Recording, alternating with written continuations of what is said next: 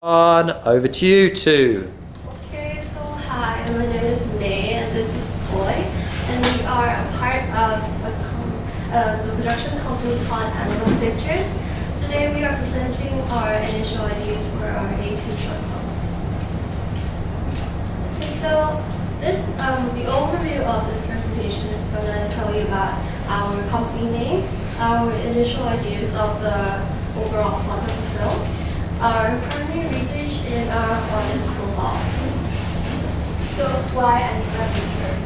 Anima in Latin is a word for soul, life, and breath. This connects to our short film, as our film is going to be about suicide, and it's going to talk briefly about life and death. Okay, so our goals or the purpose of this film, firstly, is to raise awareness about self-harm and suicide, and it is also to profit as it is a marketable media product, and to gratify the audience mainly by entertaining and providing escapism, also letting the audience relate to the characters in the story. This is an example of, it's actually here. So it's a spider diagram that we made in class that we just wrote our ideas down so that we have a more solid idea of what we'll be creating in the short film. So the key points on the diagram we had came up with. The genre is going to be mainly drama and coming of age. The target audience is teenagers and young adults. Main topics and theme will revolve around the concept of death and suicide, self-harm, and mental illness. And the purpose of the film is to raise awareness and share a new perspective on suicide and self-harm. So for primary research, we got a variety of responses. We had 13 responses in total. Most people think that the most important aspect of a film is cinematography, so we will be focusing on that. And for them, visual storytelling makes a short film the most effective or successful. Our film inspirations, we chose two, which is The Curse of Being a Wallflower and Norwegian Wood, which was used to be a book. The Curse of Being a Wallflower has an underlying plot of suicide, and it talks about the effects of suicide on other people. Norwegian Wood revolves around suicide and mental illness, so we thought that these two films would relate to our short film the most.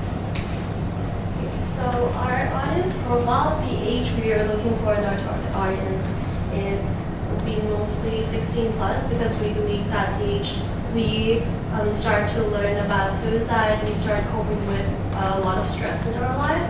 And I think in that age group, the audience will be able to relate to the main theme in the short film as well.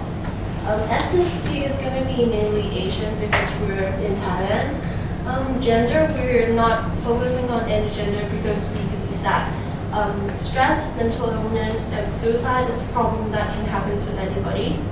And we will be focusing on mainstream audience and active audience so that they can decode the message of the film throughout our short film.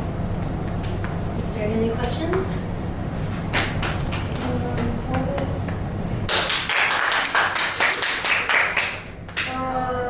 Maybe I wasn't listening, but what is the plot? The plot will be revolved around a person who attempted to commit suicide, and it will tell the story of his life after surviving a suicide attempt and how society responds to it.